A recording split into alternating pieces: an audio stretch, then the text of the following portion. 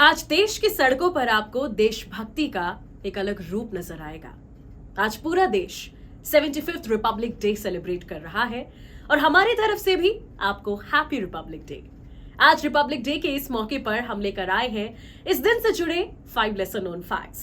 Hello, मैं मानसी हूं आपके साथ और एबीपी लाइव पॉडकास्ट। सबसे पहले बात करते हैं फैक्ट नंबर 5 की और चलते हैं रिपब्लिक डे की हिस्ट्री में। 1950 में पहली बार रिपब्लिक डे सेलिब्रेट किया गया था और उस वक्त इंडिया के पहले प्रेसिडेंट डॉक्टर राजेंद्र प्रसाद ने नेशनल फ्लैग को होइस्ट किया था। It was conducted at the major Dhyan Chand stadium, earlier Irwin amphitheatre, with participation from 3,000 Indian military men and 100 aircraft. इस पहले परेड के चीफ गेस्ट थे इंडोनेशिया के प्रेसिडेंट डॉक्टर सुकार्नो। बढ़ते हैं आगे और बात करते हैं फैक्ट नंबर 4 की। जैसा कि हम सभी जानते हैं कि हर साल 26 जनवरी 26 जनवरी की परेड दिल्ली के राजपथ या कर्तव्य पथ में होती है। But do you know that Rajpath was not the organizing center for the parade from 1950 to 1954. इन सालों में 26 जनवरी की परेड इरविन स्टेडियम, जो कि नेशनल स्टेडियम है आप, Kingsway, red fort and Ramlila मैदान में हुई थी। Rajpath became the permanent venue for the parade of 26 January in 1955, जब पहली बार 1955 में राजपथ पर परेड हुई तब पाकिस्तान के उस वक्त के गवर्नर जनरल मलिक गुलाम मोहम्मद इनवाइटेड थे। Now moving on towards fact number 3, बताते हैं आपको कि इस साल रिपब्लिक डे की थीम क्या है।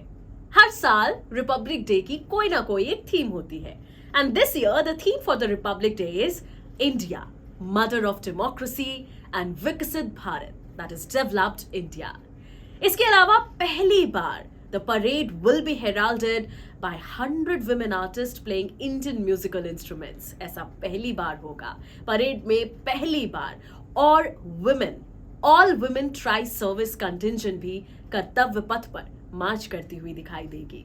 और इस साल French president Emmanuel Macron Republic Day के चीफ गेस्ट होंगे।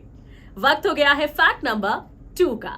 रिपब्लिक डे की परेड कितनी सुंदर होती है ना, बस नजर ही हटती नहीं है वहां से।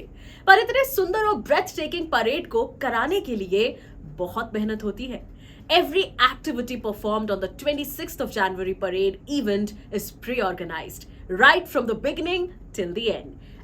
एक मिनट की प्लानिंग होती है वहां और जरा सी देरी या लापरवाही बहुत बड़ा नुकसान करा सकती है। इसके साथ ही प्रॉपर प्रोसीजर्स और इन्वेस्टिगेशन होता है उन लोगों का जो परेड में पार्टिसिपेट करते हैं। Do you know that each army personnel who participates in the parade has to pass through 4 levels of investigation?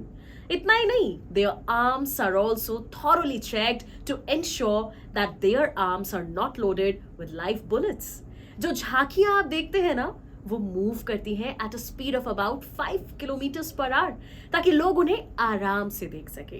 वैसे वाकई झांकियां सुंदर तो होती हैं, तभी तो हर साल इतने तादाद में लोग वहां पहुंच जाते हैं। और अब वक्त है इस खास दिन के लास्ट फैक्ट यानी फैक्ट नंबर 1 को जानने का। तो बीटिंग रिट्रीट सेरेमनी के बारे में आप जरूर जानते होंगे। This ceremony is held on the 29th of January at Vijay Chowk with the performance of Indian Army, Air Force and Navy bands. It marks the end of Republic Day celebrations in India. क्या आपको पता है कि इस ceremony की बहुत पुरानी history है?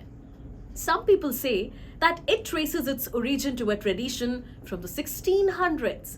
ऐसा कहा जाता है कि सैनिकों की वापसी की अनाउंसमेंट करने की ये परंपरा तब शुरू हुई जब किंग जेम्स सेकंड ने अपने सैनिकों को वॉर के दिन की समाप्ति की अनाउंसमेंट करने के लिए ड्रम बजाने, झंडे झुकाने और परेड ऑर्गेनाइज करने का ऑर्डर दिया था।